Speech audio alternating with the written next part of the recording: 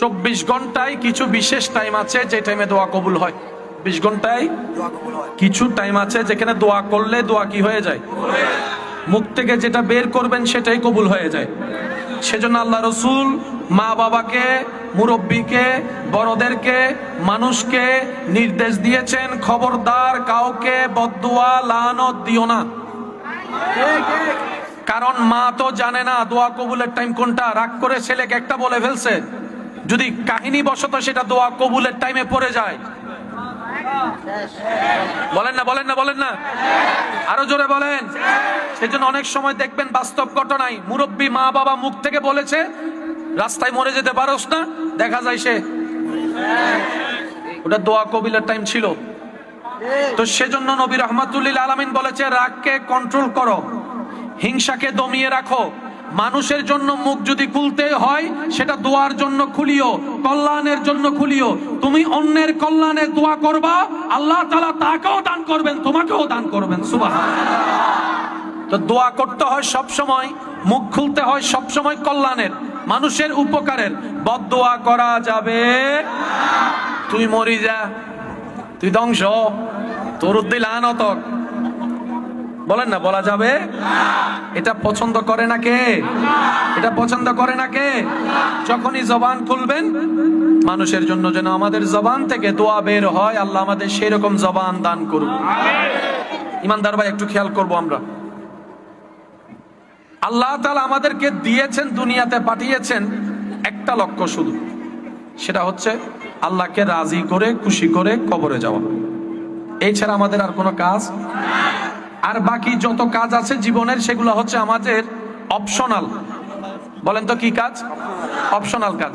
কিন্তু আমরা বোকারা অনেক ক্ষেত্রে অপশনালকে খুব ইম্পর্টেন্ট দিয়ে ফেলি, ইম্পর্টেন্ট জিনিসটাকে অপশনাল বানিয়ে ফেলি। যেমন চাকরি করাটা, চাকরির ছুটি নাই, দরকার হলে নামাজ বাদ যাক, কিন্তু মূলত নামাজটা ছিল ইম্পর্টেন্ট। একটু কথা বলি না ভাই, চাকরিটা ছিল অপশনাল। এবার আমার ভাই আমাকে বলবে ভাই আমি যদি নামাজটা পড়ি আমাকে তো বসে বের করে দিবে, বেতন বন্ধ হবে, পরিবারে খাওয়াবো কি? আমি শ্রদ্ধার সাথে বলি, মনে রাখবেন, জেনে রাখবেন, অন্তরে বসায় রাখবেন, কেউ কাউকে খাওয়ায় না, সবাইকে একজনে খাওয়ায়। তিনি কে? বসে খাওয়ায় না, মা বাবা খাওয়ায় না, স্বামীয়ে খাওয়ায় না, স্ত্রী খাওয়ায় না, সবাই উসিলা দেনেওয়ালা। আর সেটার বাস্তব প্রমাণ ছিল করোনাকালীন সময়। বসে বলছে যে আমি আর বেতন চালাইতে পারি না, বেরো। কর্মী চিন্তা করছে আমার যদি চাকরি না থাকে, বেতন না থাকে, বাজার করবো কেমনে? কিন্তু সত্যি করে বুকের মধ্যে হাত দিয়ে বলেন তো, করোনাকালীন সময়ে কেউ ক্ষুধার অভাবে মারা গেছে এমন কেউ কোনো খবর শুনছেন? খাবার অভাবে মারা গেছে শুনছেন?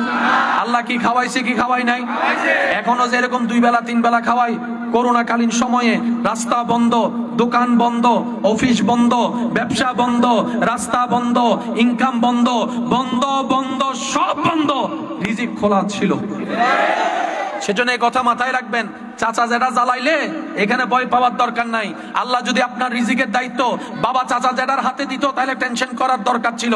আপনার রিজিকের দায়িত্ব তো আল্লাহ নিজের হাতে রেখেছেন, সুতরাং কারোর সামনে মাথা নত করার দরকার। আমরা মাথা নত করবো শুধু আল্লাহ।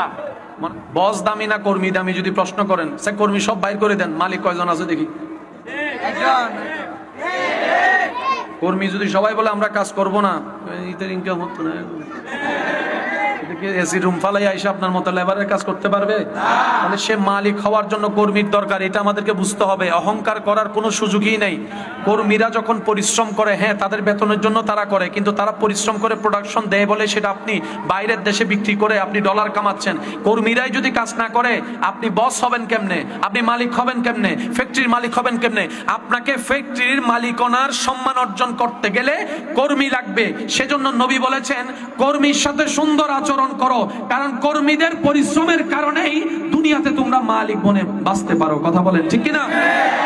অহংকার করার কোনো সুযোগ বলেন না, দাম দেখানোর কোনো সুযোগ, পাওয়ার দেখানোর কোনো সুযোগ। এবার বলেন বস কয়জন? আরো জোরে। ফ্যাক্টরি কয়টা? ফ্যাক্টরি কয়টা?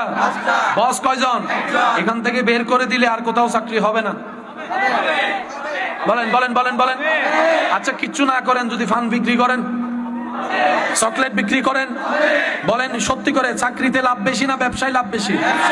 আরো জোরে বলেন, চাকরিতে না ব্যবসায়? আমরা অনেক সময় নিজেকে চিনতে পারি না, জানতে পারি না কি কাজ করলে আমাদের কল্যাণ হয়।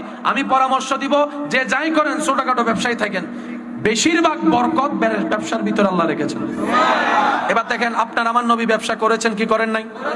আবু বকর সিদ্দিক, ফারুকে আজম, ওসমান গনি, মৌলা আলী, ইমাম আজম আবু হানিফা, সমস্ত আল্লাহর প্রিয় বান্দারা কোনো না কোনো ব্যবসায়, কোনো না কোনো ব্যবসায়, কোনো না কোনো ব্যবসায়। তো ব্যবসা কোনটা সবচাইতে উত্তম যদি বলেন, আমি আমার জায়গা থেকে পরামর্শ দিব, কাপড়ের ব্যবসা সবচাইতে উত্তম।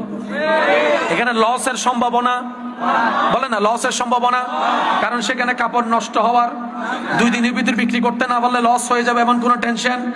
কাপড়ের বিজনেস সবসময় চলবে। মানুষ যতক্ষণ আছে ততক্ষণ এই বাতের বিজনেস, খাবারের বিজনেস আর কাপড়ের বিজনেস। আমার কথা কি কে কষ্ট পেয়েছেন? এটা বলার অর্থ হচ্ছে কাউকে ছোট করা না, আমরা যেন কারো কাছে ছোট না হই। আমরা অনেক সময় নিজের সম্মান বুঝতে পারি না, সেজন্য অনেক সময় মালিকরা 3 মাসে 4 মাসের বেতন না দিয়ে যখন আপনারা আন্দোলন করেন, তারা বলে যে আমার এখান থেকে বাইর হয়ে যাও। আরে বাইর হবো কেন? সময় যেগুলা দিয়েছি সময়গুলা দিতে হবে। আরো জোরে বলেন ঠিক কিনা? আল্লাহ রাসূল বলছেন, পরিশ্রমকারীর ঘাম শুকানোর আগেই তার বেতন দিয়ে দাও। সুবহানাল্লাহ বলো।